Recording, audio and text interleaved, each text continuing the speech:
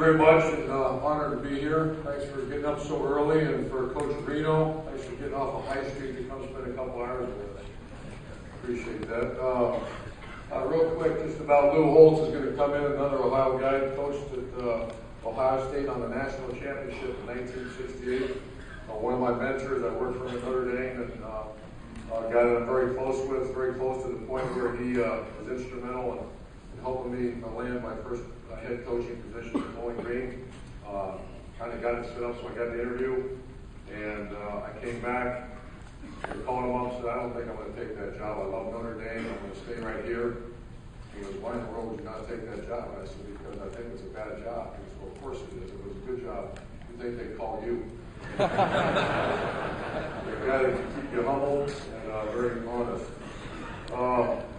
It's been a great year. It's been an unbelievable difference. I walked right through those doors a year ago, 12 months ago, probably to the day. I kind of got lost. The guy that was going to help me where I was going, because it's been a while since I've been back to this clinic, and I'm walking through. I forgot my badge. I can assure you I'll never forget my badge again. So I'm walking through there, and the young lady stopped me and said, I'm getting ready to speak. She goes, I need to see your badge. And I said, I'm getting ready to speak here in a minute. She said, I need your badge. You can't go in. I said, I'm the head coach of Ohio State. She goes, no, you're not. So it's changed quite a bit. And probably, I felt like the movie Goodfellas. We came through the kitchen and came in here. So a lot has changed in a year. I will, if you bear with me, you've got a lot of information. So we're going to have some fun today. And when I talked to some of my good friends, that I always be here. And we're going to make that a tradition. Ohio State has a great year. I'm going to tell the Tim Hinton story. Tim Hinton, and I apologize if you heard it, but it's a great story and it's true. Tim Hinton's a very successful high school coach at Marion Harding. I think it was Zane Trace was his first job. We worked together here at Ohio State many, many years ago. Is Tim here? I'm sure he is. Hey, everybody, just stand up, Tim, so I can see you, please. Everybody knows Tim is a great young coach. Not young coach, he's a great coach. So, true story, I get hired at Ohio State as a graduate assistant, and Coach Hayes is still alive, and we're in a meeting with Coach Bruce. My first year, Tim was already there. This is a true story, I'm going to remind you. And once again, I apologize. You might have heard it, but it's a true story. It's great to share, especially to see Tim bouncing around. So I guess Ohio State lost the bowl game the year before. Earl Bruce brings in Woody Hayes to talk to the staff. I'm there just a week. I'm thinking, holy balls, it's Coach Hayes. So I'm sitting in the back room next to Hinton, and Coach Hayes was kind of not healthy at the time, and he stands up and starts just laying into the coaching staff about toughness, about we have no toughness in the program. That's why we lost this darn game to whoever the bowl game was. I mean, on and screaming, and here's this older guy just pounding on the table, and he says, we have no toughness, and the reason is because you're not tough. There's no one in the staff room is tough enough, and that's the problem. And he reaches down and he pulls out his box, slides open the top, and there's something going on in this box moving around, and you just hear this. And he reaches in and he pulls out this turtle. And I see people smiling already. True story. So he reaches down this turtle snap and he says, I'm going to show you toughness. And he unzips his pants and takes out whatever he takes out his thing there. And the turtle reaches up and snatches him. Right there, he goes, and you see the veins and the sweat, and screaming, all the coaches saying, oh, that's toughness. That's effing toughness. And he's going around the room, and he reaches down and he pokes the turtle right in the eyes, and the turtle, falls off, and he's doing that. He wipes the sweat off his forehead, and he said, now, you guys, that's the problem. We don't have anybody in this room. Is anyone tough enough to do that right there? Tim Hinton raised, big Woody Hayes fan, raised his hand and said, Coach, I do this, just promise not to poke me in the eye. Story, I knew you heard that before, but it's true. I mean, when I say Tim loves Woody Hayes, he loves Woody Hayes. Thank you for all your support. I had high expectations coming back to the great state of Ohio. Our mantra is very simple: to make the great state of Ohio proud. And a big part of our message, my message today, our message from Ohio State, is not so much about X and O, but it's about a philosophy, about a culture that I learned here at a very young age in this great state that I'm proud to share with you. I want to just mention it was a great year in the state of Ohio. I mean, incredible year, and I follow the other state schools. We all do. First of all, the state champions, Cincinnati Bulldogs, Division I. Division II, Toledo Central Catholic. Division III, St. Vincent St. Mary out of Akron. Division IV, Clinton Massey. Division V, Coldwater High School. Division VI, Marion Local. Incredible years for our state champions. Give those guys a round of applause. And a tremendous year in the college ranks. We had Kent State University that under head coach, the new head coach at Purdue, Darrell Hazel, former Buckeye. Mackey's champions, 11-3. They went to the bowl game. Just a tremendous year for Kent State. Ashland, former Buckeye as well. Lee Owens, tremendous coach, went 12-0 regular season in the Division II national playoffs. And then this guy at Mount Union, in 28 seasons, 16 national championships. 28 seasons, 16 national championship games. He won 11. I want to know what the hell happened in those last 12 seasons when they didn't go to the national championship game. But arguably one of the greatest coaches in college football history right here in our own state of Ohio, and a good friend of mine, Larry Karras. So a tremendous year. And then the Buckeyes had a decent year, one of the 6 undefeated seasons ever in our great history. So a little bit, the reason I bring that up, a big part of our conversation is going to be today about culture and what makes Ohio different. I hired a coaching staff at Ohio State. 8 of our 9 guys are from the state of Ohio. Not by accident. The one guy that's not wishes he was from Ohio. And we have a great staff. They're all here if you have a chance to visit with them. And our purpose is to be extremely user-friendly to this great state. We're, like I said, 8 of our 9 are from here. I have 2 former high school coaches on my staff. And we're trying to make it extremely user-friendly. I know, obviously, Coach Hayes, Coach Bruce, Coach Cooper, and Coach Tressel have done a phenomenal job. We're trying to even make it stronger as far as open our doors to this great state and our high school coaches. I get asked questions repeatedly because the history of Ohio coaches, whether some coaches go on and have great careers at other schools from the state of Ohio. But why are so many great coaches from the state of Ohio? What makes it different? When you recruit a player from the state of Ohio, what makes it different? And I'm going to talk about that, and that's going to lead into our plan for 2013 for the Buckeyes. And it all has to do with what makes the great state of Ohio different, from high school coaches to the college coaches, even to the guys that you see move on. And we'll move on. I'm not sure people realize it's Don Shula's from right here in my hometown, Hazel, Ohio. What similarity is there? Is it the 3-4 defense, the odd defense? Is it the spread offense of the West Coast or the pro? It's not. I have a very strong opinion why and what happens, and I think most of you would share with that. From as far back as I can remember, I knew I wanted to be a coach. I was very fortunate at a very young age.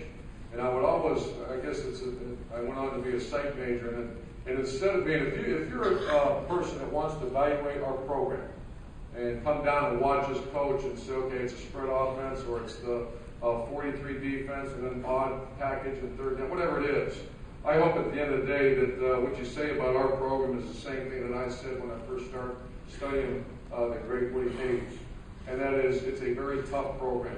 We embrace hard work. We embrace, if you come watch our practice, you talk to our players, they ask you what the nuts and bolts of Ohio State football is, I hope that if you're an old guy that's been around for a long time in this great state, you would say that's exactly what in the 1960s that Ohio State was all about. Embracing hard work, very honest, hard conversation with your players so they know exactly where you're at, and a tough demeanor that at the end of the day is going to help you win games. That's all really important. But the one thing I'm leaving out is simply the culture that I learned back in the 60s as a really young person, in the 70s, 80s, 90s, as I started growing up as a player in the state of Ohio, and then as a coach. And that's the one common theme of every one of those coaches I just mentioned, as far as state champions and national champions, or these coaches that went on their own, even outside the state of Ohio. The common denominator, the culture that started in the state of Ohio, which I'm extremely proud of, is yes, it's extremely hard. It's tough. But at the end of the day, these coaches care about their players. To this day, Paul Kopko is my coach in high school. One of the toughest human beings I've ever been around. A guy that I respect as much as anybody as far as in this great game. I went on to work for a guy named Earl Bruce here at Ohio State. It is tough as I've ever been around. Demanding. Maniac, some would say, on the field. A lot like his predecessor, Coach Hayes. But the common thing was he cared about his players. For some reason, there's a new generation of coach being developed out there. Where maybe it's, what makes a great, this is just great conversation. What makes a great recruiter? Is it the fact that he uses 2 cell phones when you're only supposed to have 1? Is it the fact that he's really good friends with the 7-on-7 coach, gives him money, gives him hats and gear when you're not supposed to, and then all of a sudden you're getting players? Is that what it's all about? Is it some other nonsense that you're not supposed to do? Or does the great recruiter, I think we all know the answer to this, the great recruiter that makes the same great coach, is it because genuinely that prospect knows deep in his heart that the coach cares about it? That at the end of the day, I love this saying, you can move mountains with a football team if they know you care about it. Now that's the tricky part. Everybody knows about those great coaches who get up here and all of a sudden they start talking about the zone play. They start talking about ball security and then coverages. And I'm one of those, I love clinics and sit back there and start watching. Then you watch a film and you think, wait a minute, they don't do that. Or you have a guy on your staff or you watch an interview of a coach and you're like, okay, let's talk about the zone play. And it's the best thing you've ever heard about the double team block. Moving guys to the next level, and you're like, this is tremendous stuff. This guy really knows football. But the culture of Ohio says that's not the most important part. The most important part is the psychological approach to this game. Believe it or not, and I work when you're on TV, the ignorance about football is phenomenal. The people that don't play, don't coach, in my opinion, have been run up through the wrong culture. Really, this is really cool. They really believe you win a game with scheme. They really believe that the fact that you can run the shovel play that someone run or the West Coast offense, they really think that's how you go win a game. The psychological approach is the same in recruiting or the same as development of player. Is you get that kid to believe in you as a coach, you have a shot. And that's what I'm so proud of, the great culture that I learned back in the 60s and 70s that we've been able to carry on here at Ohio State. When a team loses, this is something that you'll never hear in Ohio State staff meetings. What's the easy thing to do? I always tell people this all the time, that the difference, there's no, in my opinion, there are some, I shouldn't say that, there's some talent differentials. I get that. Some teams are a little bit better than the others. I get that. For the most part, though, you start taking the top 30 teams in America, this is just one man's opinion, the talent gap is very, there's not much. You're talking about a team jogging across, I watch them every time they play, or when we're not doing so well, whatever, I see that team coming out of the tunnel. Their guys look like our guys. Sometimes, I get that, early in the season, wherever you come, there comes the scarlet and gray, and we're a little bit better looking than that team. Or I've also been on the other side, where when I was at Bowling Green, we come jogging out of the tunnel, I'm looking out going, how in the hell are we going to block those guys? But that's not what this conversation is about. When you see a team, and I think it's very important to educate, especially young coaches, when you see a team that's struggling, and you hear someone say it's because of the players, it's because they're too slow. We don't have enough game breakers. We don't have this. We don't have this. We're not big enough. We're not strong enough. We're not smart enough. We're not tough enough. When I was brought up through the Paul Copnos of the world, up through the Earl Bruces, the way we run our program, that's not an acceptable answer at Ohio State. It's the coach's fault. It's your fault. Because you're not spending the time necessary with that player. I remember being on a staff as an assistant coach. We'd come in at 7 a.m. We'd go in the film room, lock the doors, no windows, by the way, and it would drive you insane after about 2 hours. And we'd sit in there, and we'd watch how to run an ISO against 9 guys. And I was a wide receiver coach, so I was the guy that's trying to figure out how to motion and block that guy. I'd look at my clock, and it's 4:30 in the afternoon. Didn't leave that room. And guess what? That 9th guy is still there. We've got a problem. Can't run ISO in there. And then all of a sudden you finish at 6 o'clock, you go home, and you drive home, and you drive home, and you go, now what in the hell was that? Is that really what this is all about? Or is it about, cutting like we do at Ohio State at noon, you're done. I want you out of the film. You're not allowed in the film. Get out. I want you to go work out and take care of yourself. But from 1 o'clock until 9, 10 o'clock, whatever it is, you're with your players. Say you genuinely care about a player, it takes a lot of time and effort. It's the same thing when you recruit a guy. I've had coaches and I talked to them. I made my call this week. Good. I'll check the records. It's a minute and a half. You just made a call. I have to make my 10 phone calls. But it was a minute and a half call. Now what the hell is going on in the minute and a half conversation? I've also had the other coaches where also I see that phone call was maybe an hour and 15 minutes. And when I walk in a home visit with the same assistant coach and that guy, how do you think the reaction is from the mom, dad, uncle, whoever's there? What do you think it is? It's, hi, how are you? What usually happens when you're with one of those guys? It's hugging them, they're laughing, they're talking stories about their phone calls, about their visits, about their girlfriends, about their favorite NFL team, about what they want to do after football. What chance you have of getting that guy as opposed to the guy that you walk in and say, hey, how's it going? I'm looking at what the hell are we doing here? There's no relationship. And you think you're going to get this kid. So I think a common theme, and the whole purpose of this as I lead into our plan for 2013, if you're just in your mind, I'm not going to use programs because I'm worried about Ohio State, but every program, every state, every region has a culture. Think about this. Every region. When you say Ohio football, when you say Woody Hayes, when you say Earl Bruce, when you say Ohio State, I hope the first thing that comes out of your mind is the genuine care for the player. I didn't say it's always comfortable. I didn't say that. I'm going to talk about this in a minute. Truthful, hard conversation at times is not comfortable. But it's right. It's the right thing to do. That's all I know growing up. In my household, extremely uncomfortable conversations with my father. Extremely hard. But the one thing I knew, it was right. When I worked for Earl Bruce for 2 years, actually 5 years, 2 here and a couple of 3 somewhere else, you had this guy said you had to put on your big boy socks every day when you went to work in that office. But the one thing you knew, when he said the sky was blue, guess what? That sky was so blue as it was magic. Because you knew exactly where you stood every day. It wasn't some circus drill where you're hiding a quarter under a cup or something like that. It's not some circus that's happening. And you can see the programs continue to build, and you can see the ones that kind of do this kind of thing. Why is that? Yeah, sure, they recruit well and they get good players and all that. But at the end of the day, what do you get in a place like Ohio State? You get consistency because at the end of the day, the culture, all the way started, I wish we could say we started, we're not, we're just trying to carry the baton, is that you care about players. There's common excuses out there. This program cheats when they get players. This program, this high school program, in this great state of Ohio, why do they always win? I've heard all excuses. I get them. I get it. Well, they cheat. They do extra stuff. They do this. They do that. And I'm thinking, no, they don't. I've been in that program. You walk in that program, you ask one of their prospects, they speak of their coach glowingly. You name a former player that disliked Woody Hayes. I'll say that former player didn't go to class. That former player didn't try very hard, and he wasn't really engaged in the program. I hired a guy named Kerry Combs on our staff, one of the most successful coaches in Ohio high school history. You to a man, you go talk to his players, they love the guy. I know him. He's a nut. He's extremely hard on those guys. The guys that don't like him are the same guys that didn't go to class, that weren't engaged because deep in their heart they couldn't handle the truth. I'm hoping the players that you send us to come play for us. At the end of the day, when we have the come to Jesus meetings with their mom and dad, we have those hard conversations. At the end of the day, I hope to say they were honest, they were hard, they were demanding, and deep in their heart, they take a bullet for us because they care about us, not just as a football player.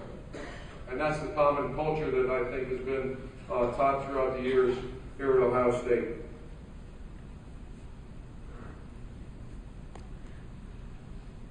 After the last game we played the season this year, we weren't able to go to a bowl game. And I guess, not that I just get a little older and I've been around for a while now, and I'm not that young guy that was showed up at Bowling Green. I've been around some tremendous coaches. My mentors, I just learned so much. I learned something every day from our coaching staff now. And we went out recruiting. And so we're out on the road recruiting, walking to high school, and you shake a young man's hand. What does every college coach, the same thing you guys do when you get the 8th graders come up here trying to figure out what's going to make this guy a player. It's no different when Bill Belichick comes rolling in our office and says, tell me about this kid. He'll spend about 15 to 20 seconds on his measurables. Tell me about his vertical jump, tell me his bench press. Okay, move on. Now let's talk about this kid. Everybody's going to try to get a crystal ball. I do it. What makes, I take you three right here. You take it. I did about a 2-week study. And not just on our programs, I've been involved with other ones. What happened? They signed 22 kids. Okay, they signed 21. Let's round it off because it seems they're going Thursday way. But you three guys right here, we recruit you three. You come marching into Ohio State. You go marching into any school in the Big Ten. You know the statistical analysis shows you 1 out of 3 don't make it. They disappear. How the hell does that happen? You have the best trainers, best waist coaches, best academic support system, best coaches, supposedly. How does a guy disappear?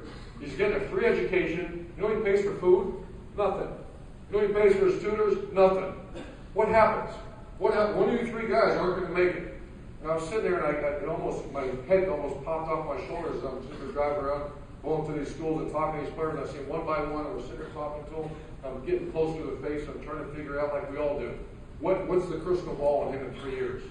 How can he make it? How can he not make it? What's the problem? What's the issue here? Okay, so 1 out of 3 what? Don't make it. 2 out of the second one, another 1 out of 3, they're average. They kind of stick around for a little bit, they play a little bit, they don't play a little bit, they're 2.1 GPA. They maybe get a degree, maybe they don't. If they do get a degree, it's really not very good for them. And then the third guy, the 1/3 guy, the John Simon of the world, which I mean, he's off the top. But another guy that he makes it. He gets maximized, he starts pushing that 2.8, sometimes 3.0, and he starts preparing himself for life after football. Why does that happen? And what's our job as educators, which we are, and our job, your job as the coaches, we all mentor these kids. You tell me what's the difference. I have my own opinions I'm going to share with you. We are on a mission right now. Our coaches get it every day. Every day. We can't have one disappear. We can't have one-year guys show up at Ohio State, a big campus, a lot of people, there's alcohol, there's this, there's girls, there's this going on. You throw his ass out to the wolves without you being there for him. What's going to happen to that guy? When you're in there with the door closed, no windows, and you're blocking that 9th guy on ISO. What about your guy? What about that 18-year-old, 19-year-old? Do you have a relationship with him? Yeah, I don't know, but let's talk about the zone play. Let's spend our time here on should we go West Coast Pro, what should we do? What about your guy? What about that 18-year-old? What about my child? I have 2 girls that went on to play college volleyball. I don't give a damn about if they're going to run in volleyball 6'2" or whatever. I don't care. Are you taking care of my kid? Because guess what kids need? Kids need us as coaches to take care of them. Going back to the culture of Ohio. Woody Hayes, that same nut job that ran around, I get kind of defensive when I see the pictures of him tearing down the yard marker. What about his number 1 protege, his Bo Schemberger? What did they have all in common? I couldn't tell you what Bo ran on defense. I don't know. Don't care. I studied him. And he studied from Woody Hayes. What did they have all in common? Was it a 3-4 or 4-3 that Woody ran? I can't remember. I'll tell you one thing what it was. At the end of the day, because I talked to them nonstop when they come rolling through the Woody Hayes facility, what common denominator do all those great players have? They love their coach. They didn't always agree with him. Was it always comfortable? Was it a warm, fuzzy environment where you're the best and everything's going to be okay and let's go and I'll see you later. I got to go block the ISO. No, it was a man that made sure his guys were not only set for college, but after college. Which leads me into this next segment that I want to talk about.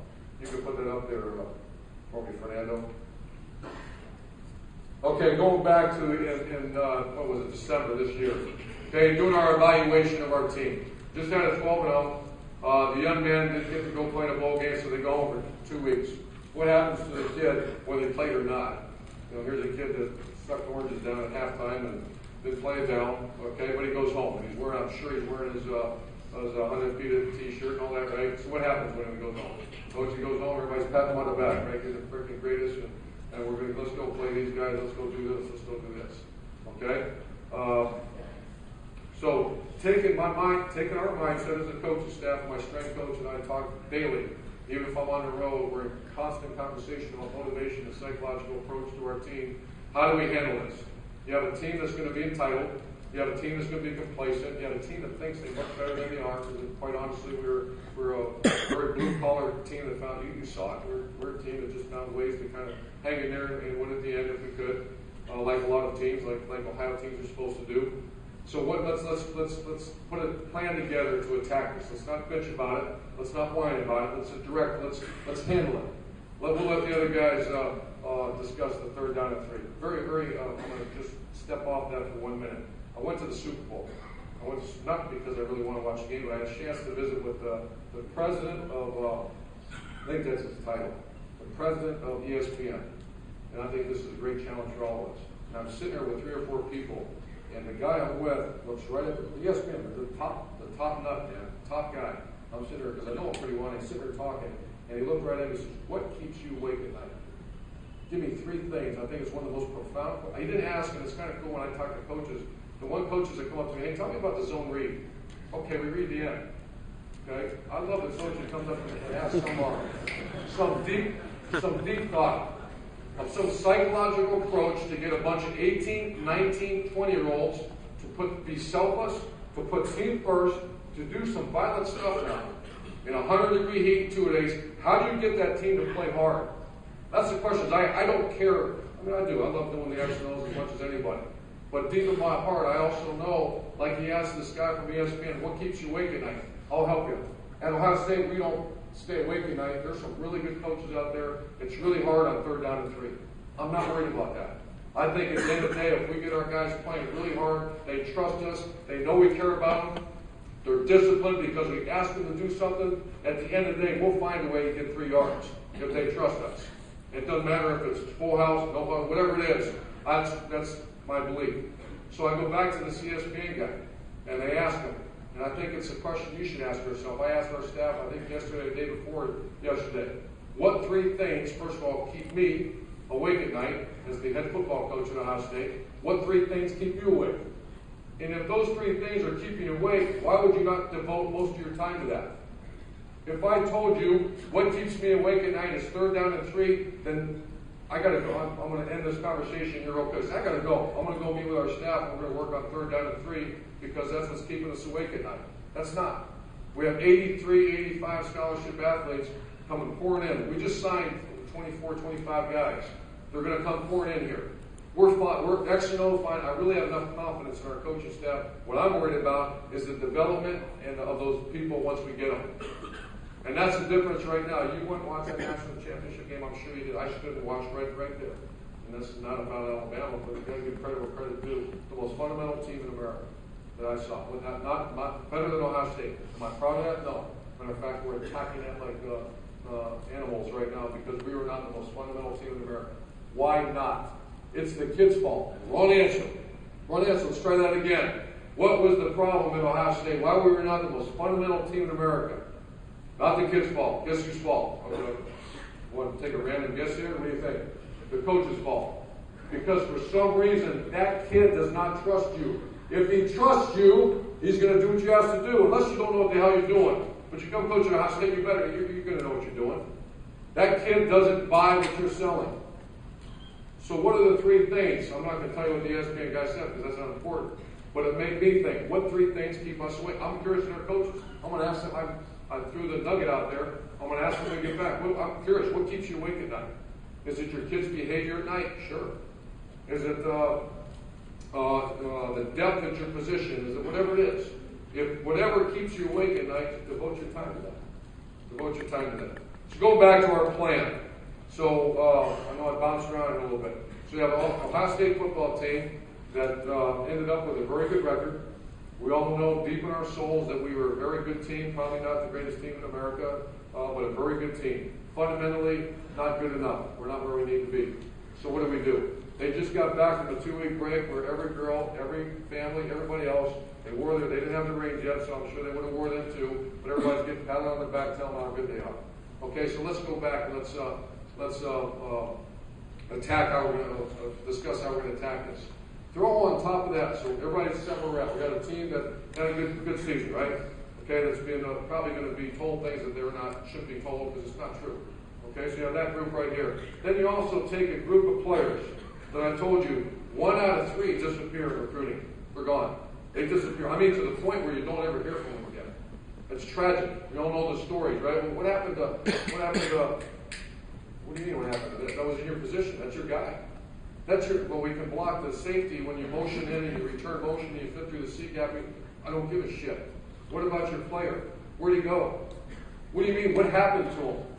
Well, he hung around bad people. Well, what happens when your son's hanging around bad people? I know what happens to mine.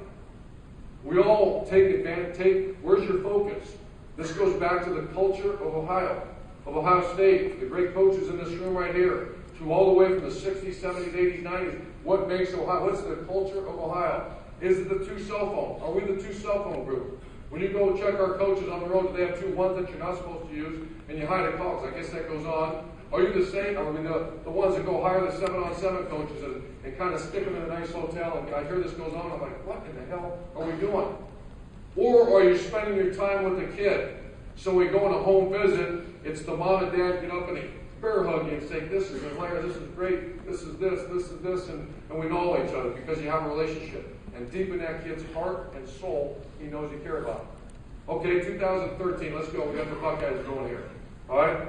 Let's just talk about the first thing. In my opinion, why, and I hate to bore you, but I really think this is appropriate for every level of football.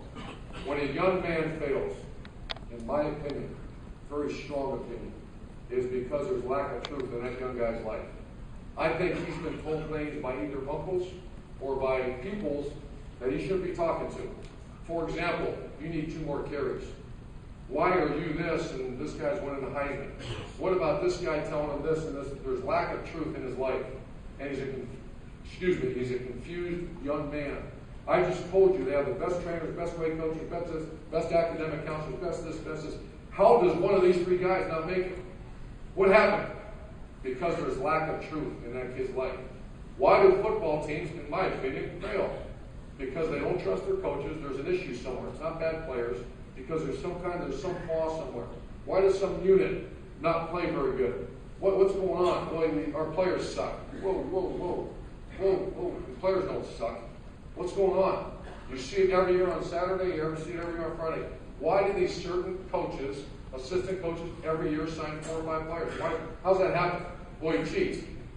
No, he doesn't cheat. He works really hard at his job. Why do these high school programs, you know who they are. Right now you're sitting in your chair, some of you, you're sticking your chest out, you're saying, every year, why do we win? I know what your competitors say because they cheat, they recruit, they do this, they do, which is fine. That's all fine. At the end of the day, there's a scoreboard at the end of the 100 yards that says you're a winner or you're a loser. And it's so fragile. The saying I think I said it earlier, the difference between winning and losing is extremely fragile. I mean, to the point where, it's a turf toe away, but it's not by accident. I think that's a great message for all your players and all your coaches to be having. Winning is fragile. We just start. Get gum it, you throw your helmet down, you lost. Whoa. We lost because we didn't work hard enough. That team right there is training harder than us. We're down 15 practices from our rivals. Our rival team that we have to beat has 15 more practices than we have. So let's bitch about it. Let's bitch about it some more, right? We didn't get to go to the bowl game. No, we're not going to bitch about it. We're going to fix it. We can't go practice, but we're going to have our players go do stuff on their own to make up those 15. Because that's not fair. We've been dealt a bad hand. So how do you handle that? Well, no excuses. You go get it done. So going back to the plan for 2013. First one, I'm going to share this with you, is self-evaluation. It's our mission statement, never to lose a kid. We're not going to lose a guy. If we're going to I had to talk with our team yesterday. If you leave this program, if you fail, if you get caught up with the wrong guys, if something happens to you where you disappear, you're a bad guy. There's like a serious problem. This is going to be we're going to try to make it through the best we can. Our 9 coaches, we have 5 great strength staff that's very involved. They don't just teach bench press, they teach life. They get involved with these guys. They're mentors, they're people. They're not just bench press, they're not just the weight coaches. So the first thing we did is I told you one of my concerns or one of a real strong belief that I have is that a young man that fails, there's lack of truth in his life. We deal with that all the time. You get some overrated, highly ranked athlete who comes popping through those doors because rivals and scouts said he's a 5-star. Boom, he shows up on your campus and he's got the gold on, he's got the thing, and I'm the #1 guy. And why am I on kickoff return playing right tackle? Because that's what your ass is supposed to do. He's out there. But he's been told he needs to carry the ball 25 times as a true freshman. So there's lack of truth in this guy's life. And we're dealing with that right now in Ohio State, like every program. Like you're dealing with. Every young man's dealing with that, in my opinion. So this is what we did. I went back, and after just watching these, I sent a letter out to our players. Had a team meeting, went over some stuff, and I said, you're going to get a letter. I wanted to take my time with it. And as they went out the doors, through the email and all that stuff, we sent a letter out. And I'm going to paraphrase it for you. I'm going to go through a little bit because I think if you get something out of it, I think it's good. If not, That's your business. But the purpose is essentially to take a long, hard look inside of who you are as a person, an athlete, and evaluate what direction you want to take. Second paragraph, as we've discussed on many occasions, God's greatest gift to us all is free will. We can choose how to live, how to behave, how to focus, how to communicate, how to lead, how to follow, and what direction we take in life. I've been on the road recruiting. I met with young prospects. I ask many questions and I listen. 1 out of every 3 sign a scholarship to top 10 schools like Ohio State. Only 1 and sometimes 2 end up making it. To me, this is an alarming situation, and we are on a mission to make a difference. There should be no reason that a young, talented student athlete does not excel in the classroom and on the field. His chance of having a great life after college depends on these critical years. Coach Mick and I, he's my strength coach, he's my confidant. Not all 9 coach. I wanted this to be between us, myself, and our players. I don't want our assistant coaches to have this back, because I want them to take 2 weeks to force you to sit down, which I think we all need to do, and you self-evaluate. Not in the future. I had one young man, after I show you this, one of the questions are, tell me about your work ethic in the weight room. And he put a 4, which is 1 through 5. 1 being awful, 5 being great, 4 is really good. He's not, he's a 2. And it said, the comment said, I'm going to really try to be I didn't ask you what you're doing. We all want to be hard workers. I didn't say that. Self-evaluation means right here, right now, where are you? What are you doing? What are you doing? How many young people get forced to do that by their coach, by their dad, by their mom, and so you eliminate all the nonsense out there telling them how good they are. So we don't lose one of the 3. Coach Mick and I put together a self-evaluation sheet, and I'll go to the 1, 2, 3, 5th paragraph. You have 2 weeks to thoroughly complete this worksheet. I encourage you to be very detailed in your answers and comments. Finally, there's a space for goals and objectives. If you need more space, just use the back or use another sheet of paper. This information will be very confidential, so I'm making myself only. I congratulate you on being part of the undefeated Ohio State team. I went on and gave a couple bullet points. We were unable to go to the bowl game. We still competed for a championship. We witnessed many of our players go through life-changing experiences on and off the field, which we did. And then we had players who had little to no impact in the program became very valuable members, which is, okay, you have to say, okay, now what does this have to do with winning? I just told you. And this is once again just our opinion. You're going to try to make something out of nothing. You're trying to get that kid to be a valuable member on special teams. How do you do that? Start screaming at him? That's fine. Whatever you've got to do. But why not go deeper and find out and make this kid self-evaluate where he is? We witnessed other players, which we did unfortunately, make very poor decisions and ruin their opportunities for a top-level education or degree and play major college football. We witnessed players that have to develop from average to good and good to great. We witness individuals attack each day with focus and purpose. Once again, I congratulate you on a great year. All right, next page. And I'm going to do this quickly, but once again, obviously I want to waste your time if I didn't think this was really cool stuff. And why I think is I'm taking my time. I'm going about 7 a week, 1 a day. Take my time on this thing. No hurry.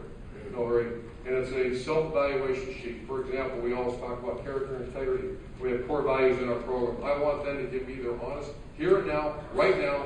I want to know what this team, what's going on in their minds. It's amazing, the ones that have high self-esteem, high self-discipline, high self-respect, they're very honest with their answers. They grade themselves a little bit lower than they should. Where the kid that's full of nonsense, from whatever avenue he's receiving that nonsense, it's a joke. I see these grades coming back, I'm like, what in the hell? I go get their coach, I'm like, what the hell are you telling this guy? Have you had a hard, honest, Ohio conversation with this young man? Or is it all smoke and mirrors? Or is it all about the 7-on-7? Or is it all about the nonsense? Or did you call him on your other cell phone? Maybe that's what it is. You called him on the one that has a blocked number as opposed to just having a good talk, heart to heart, like Ohio people do. And Ohio high school coaches do. And those guys I just mentioned, the state champions, and the guys that have gone on and had great high school, college, and professional careers. Number 1 is honesty. I'm curious about it. Treat one with respect. Where do you stand? And I need it. I mean, imagine this now, which we've all been there. I was 18 years old one time. Imagine the sweat beads starting to form on your forehead when you sit and look at that, and knowing that, oh, holy shit, I have to self-evaluate. Les Wexner, one of the richest men in the world, a great ambassador at Columbus, Ohio, and Ohio State University. I had dinner with him last year. He went through a life-changing experience when he walked up in Aspen or somewhere, and he went up on a hike. And he went up the hill, and he got to the top of the hill, went through a self-evaluation moment. You know what he said? This is a life changer for me. He said, this is one of the most powerful guys, and one of the most powerful guys really in the world, certainly in Ohio.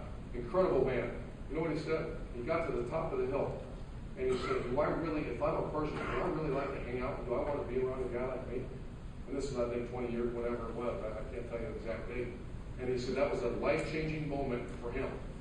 So it's a life-changing for a guy worth probably $1 billion. I don't know what he's worth. It's a life-changing experience for him. And we can't have an 18, 19-year-old go through a life-changing moment where you can sit down and say, who am I? What am I all about? Am I going to be one of those 3 people that disappear because my third uncle told me I need the ball more, I'm going to transfer here? Or deep down, I don't like history class, and deep down, I want to make 26.8 anyways because my uncle told me I'm going to be a first-round draft pick. The hell with that, I'm not going to school. Or do you sit down, close the door, get about 4 to 5 inches away from home, and you sit and have a hard, honest conversation like Woody Hayes and his rest of his great coaches that were born and raised in these parts, or you're going to have that hard conversation. Where all of a sudden the sweat beads start forming on your head. You start wiping them off and you're thinking, holy cow, we got a problem here. And there's a saying we have at Ohio State. Once you identify your self-evaluation, we're doing this as coaches right now. By the end of February, every coach is going to have on our staff a self-evaluation. I got news, every trainer is going to do the same thing. They don't know it yet, but they are. Because I want them to sit down and say, where are you right now? If you're very strong and honest about it, you're very strong in certain areas. We say strengthen, enhance, and keep going. You have a certain strength. I'm very good at this. I'm very good at this. I'm very good at this. Good. Let's talk about that. Strengthen and enhance it. Don't just ignore it. Keep going. Okay, what are you weak at? Let's go through the self-evaluation. What are you weak at? Change it. Change it. Every kid, in our opinion, I always talk to them about this, every kid in our team, gave them this thing I'm showing you yesterday. There's 100 guys standing around. Every kid is right here, whatever range you are. Okay, academically, athletically, socially, spiritually, you're right here. Where do you want to be? Where do you want to be? So all of a sudden, I'm here, but I want to be a first-round draft pick. If you walk in our indoor facility, right across we have this area, we call it the chase. We're all in a chase. Some people misconstrue that, say we're chasing a crystal ball. No, we're not.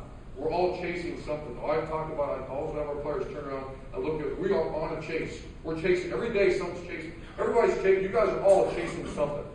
Whether it's good health, whether it's spiritually strong, whether it's whatever it is. And you're right here as a player. And just think of those players staring right at you as a coach. You got them locked in. Boom, you're right here. You want to get here. How the hell do you get here?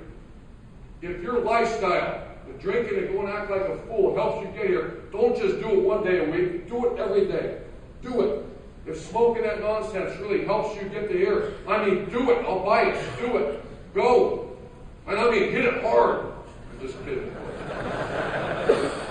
You see that being on a blog right now. I think you get the point. Second page. What kind of teammate are you? This one has been very interesting. I've had a few conversations already with some of our players. That makes you take a deep gulp. What kind of teammate are you? No, Coach, I run fast. You're really fast. You're a shitty teammate, pal. You don't really do the things necessary because football is the greatest team sport of all. If you're a track athlete, go, run fast. Because it really doesn't matter what the other guys do. You're good. You're good. I'm not a track coach. I don't mean to disrespect track. But football, if you're not a team player, that's when you see those bad teams. That's a bad football team out there. Well, they got bad players. No, they don't. I've seen who they recruit. They don't have bad players. They have great players.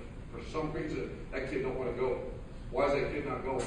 Because deep in his heart, he doesn't believe in the team, and he doesn't believe, in my opinion, that coach has got his best interest at heart. Next one, selfless and trust. That's all being a good teammate. And then you can see at the bottom, future goals and objectives. Incredible. I thought this would be good. Of the 21 that I've read so far, it's not good. It's life-changing for over half of them. Over half of them. Next page. Academics. How important? I want to hear, because some guys are honest. They don't care less if they're going to graduate. How important is it to graduate? Well, Coach, I put a 5 down, and you're 1.8 GPA. We got a little truth issue here, right? We have a little conversation here. That's not, whatever you're being told is correct. What's your work ethic? What's your respect to SAS, which is our student support group? Off-season commitment. We grade these guys every Thursday. Coach Mick gives them a grade every Thursday on attitude and effort.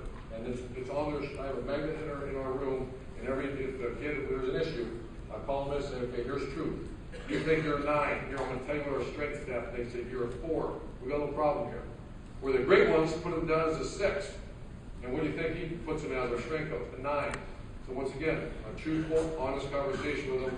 Do skill development, which is something we call football specifics that we go do on their own in the indoor. Next page, football commitment. My overall value to the team. If I kicked you off the team, would we miss you? If you're one of those 3 guys, you just not show up, it would be one of those things where the coaches and players are like, holy hell, how are we going to win this game? Or, I don't know who you are. You don't do anything. You're a 2.0 and you're a 4-string guy that doesn't really try hard.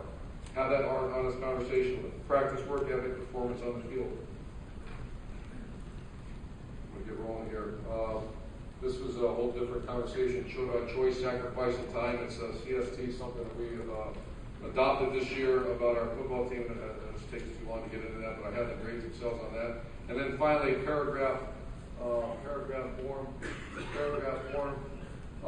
Purpose-driven. ABC. First one is, are you satisfied where you're at academically? Amazing responses I've been getting so far. Are you satisfied where you're at in your football career?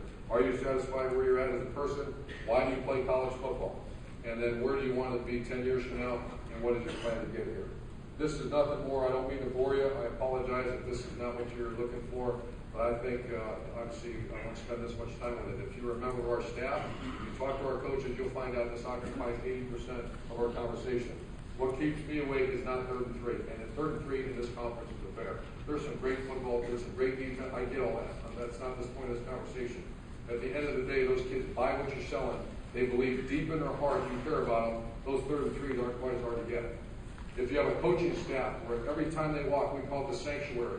When they walk, when you go on a college campus and a high school campus, it's nonsense, right? But you ever hear or listen to some of the conversations, you're like, what the shit is that all about? What are they talking about? And then when you walk, everybody just jacks around, right? I'm not saying all the time, but usually the conversations are like, what in the hell is that all about? And then you go in your room. You know what the sanctuary is. It's your meeting room. It's your living room at your house where you sit with your children. It's my office at the Woody Hayes facility. That's fine. You can be out there and doing all your shit and all that. You come in there, it's boom. Because you sit down, right? You're sitting 6 inches from it. We're having a good, hard conversation. Bullshit's got to cease. How about when you got a really good assistant coach, and he walks in that room, that door opens up, and you got stuff in your room, all the pictures of your kids, all the Americans, your family, your this. That kid walks in, and he better feel, once again, if you have an issue, the sweat beads start forming, and you can't bullshit your way through it anymore. To me, those are the ones that, if they don't have those situations, he's that one of the 3. That whatever happened, we had a vertical, I think he had a 40-inch vertical jump, and what happened to him? Don't know. He's gone. It's our responsibility as a football coach, as an educator at The Ohio State University, in the culture created, not by us, by Woody Hayes back in the 60s. I know he did some things to end his career that maybe when I hear that, I'm like, wait a minute, stop that. Do you understand the culture created in this great state that today still exists and lives, even on schools that go out and coach at rival schools and everything else, which is fine. That's part of the profession. But what's the culture created in the great state of Ohio? Honest, hard conversation, toughness, demanding effort, and at the end of the day, that coach cares about me. How else can you get to act like some of these coaches used to act in the old days? We sometimes do. You lose your freaking mind, you're doing this and all this. How do you get that kid to play? You just called him names. You won't call a dog that's dusting your carpet. How do you do that? Because deep down, that kid believes you got the best interest at heart. Second thing that I would like to cover today is we're trying to teach accountability. Everyone is. This is something Coach Mick and I did at another place, and it's something that we're very proud of that it works, and it's working right now. We have a draft. Remember I asked them what the value to the team is? That's one of the questions we asked.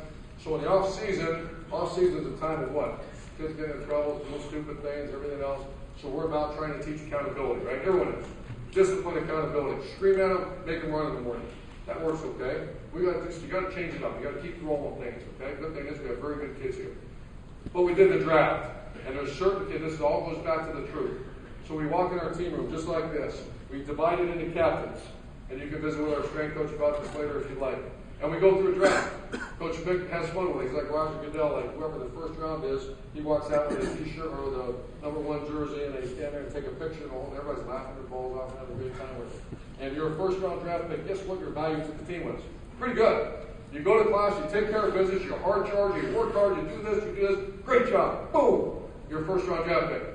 Second round goes. Third round goes. Fourth round goes. Fifth round, and all of a sudden you start, those sweat beads are showing up in the end. Holy cow. You know, I don't really take care of myself. I don't really work hard. Truth is setting in right now. I got a problem here. I'm the 7th round. There's only 18 people left. 8th round. Holy cow. And I was watching. I'm standing right there. We have it right here. For example, I took the names off, but for example, red is medium. Blue, for obvious reasons. Blue, don't like the color blue. That's the lowest level. Right, Nick? Blue, then you go red, and then gold. Everybody's in a group. If you're a person that doesn't really try hard, you're blue, you look right there. Red is pretty decent, as Vic says right here, GSF, that's give a shit factor. You have high give a shit factor. Right? We have code words, and I shouldn't get too much of that. Good energy, good guy, red effort, check out low. This one right here, 2.38 GPA, 2.05 lap, there you go. There you go. 205, no, we have our kids check out before they leave. He forgot to check out with our coaching staff. While he did his homework, he forgot to check out. Then you stay right next to him. Low GSF, low give a shit factor. Guess where he was drafted? He was one of the last guys to go. So once again, why do we do that? To build accountability, but also for the whole message here is the truth. The truth. At the end of the day, why do we do it? And being the last guy picked by your peers? Think about that for a minute. If you are strong in a certain area, what do? Enhance. Make it stronger. Keep grinding. If you're weak, if your GSF is poor, if you're kind of a phony guy, what do? It's never too late to do what? Change. But you need to be told to change. That's an obligation of every educator and every football coach in America. Be honest with them and change. Don't call them from your third cell phone and do that. Have a hard conversation with them, be honest, and don't be surprised why certain high school teams win all the time. Don't be surprised by that. I'm not. I know who they are. I walk in all the time like, holy cow, look at this. And a new guy takes over and you know it's going to be wow. And it's going to go, why? Because they run the shovel pass, right? That's why. No, because something on the inside of that program, from the inside out, is being taught the right way. And it was taught here back in the 60s, 70s, 80s, 90s by the great Woody Hayes that we all learned from. And if the young coaches don't read the book, you win with people, that's a mistake you're living by not by being in this great state. Last one. I apologize. This is really good stuff, though, and I highly recommend it. We've done this one at a time. And it's going to be the last part of the plan is the Real Life Wednesdays, we call it. Okay, Real Life Wednesday started in 2008. We just won a national championship. One of our dear friends and a great coach, great person, Chuck Heater, sat we were in a big staff room. And he raised his hand and said, Coach, you know, we work so hard. Our graduation rate has always been really high because we grind this money. We're just push it. And he said, you know what? Back when we were children, back when we were college kids, when you got a degree, you got a job. Right? I mean, that's true for the older 48, 50-year-old guys. Remember that day, you usually graduate. There's some job somewhere. I'm not saying it's a great job, but there's a job for you. What's the difference here in 2000? What is it, 12 or 13? 2013, what's the difference? The difference is this. You can get a degree from great places like Florida, Ohio State, our rivals, all these great degrees, right?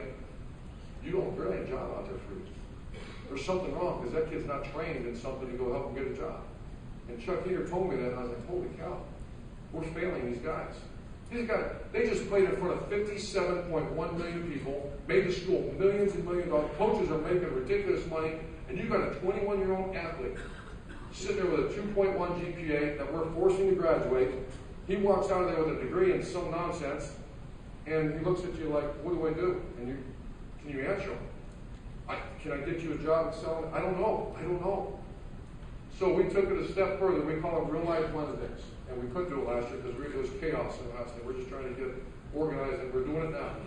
And what it is every Wednesday, starting the end of February, the objective is very clear. Number one is to get a degree and make sure they understand the value of the degree. Power of the Ohio State, it's important for them to understand the power of this incredible alumni base, number one alumni base in America, over 600,000 living alum. I'm not sure our guys know that. Number three, knowledge of the real work, what it's like, what to expect. For example, I've had kids go to the NFL first round, they're getting signed for $150,000. There's some people that really believe you get a check and it's going to say $150,000. And then, like, you have $150,000 to spend, right, J-Mo? You don't have $150,000. You have taxes and stuff, right? So that check, they think it's going to be like this, it ends up like this. So we're going to educate them on that, not just football, but real life. Secure employment, and the other objective, number two, is at the end of the day, I'm going to show you it's really cool what we do at the end of this thing. It's not one opportunity. We want 4 job opportunities on the table, waiting for them when they're done chasing their dream. Think about that for a minute. I'm a parent, I have 2 girls in college. One went to Georgia Tech for that reason. They didn't tell me that, but I understand the power of that degree. So I want my kid, like I would imagine you would want your kid, to not be used. I just told you the kids play in front of 57. They play in front of 107,000 every, no matter what time, whatever. We play 107,000 people. Ohio State makes an assload of money every game, right? That happens. They play on TV, you go to big bowl games, you do cool things and all like that. What does that kid do? What does that 19-year-old get? With a 2.1 GPA and some degree, doesn't know anybody, walks, they push him out the door. Next, and I get called, everybody, all you guys get called like I do. Hey, I don't have a job. So how do we help them get that job? So what's our objective? Yeah, we're going to get you a degree. That will happen. You stay at Ohio State, you have no choice. You're going to get a degree. It's going to happen. But we're going to take it a step further. We're going to take you through real life, teach you so when you get out there, you're not going out in the street fight like this. One hand behind your back, you're going out with 2 hands ready to go because it's a bear out there. Action plan, this is how we're doing it. We're going to build a foundation first. Number one is foundation. The second part is going to be real jobs. We're going to build your, what does it mean, build your resume?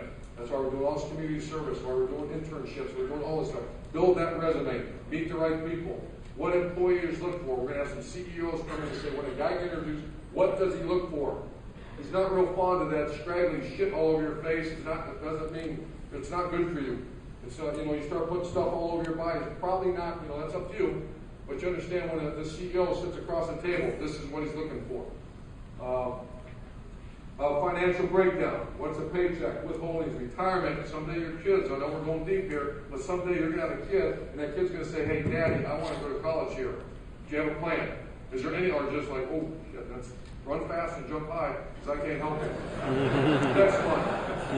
Your credit. What does credit mean? What do loans mean? Move it up, please. Real life job. Okay, now we're in the second part. This is really cool. We've done a survey already. I have 2 guys. That's all they've been doing here the last couple of weeks. Not all they've been doing, but we have our high school development, our student athlete development coaches on our staff.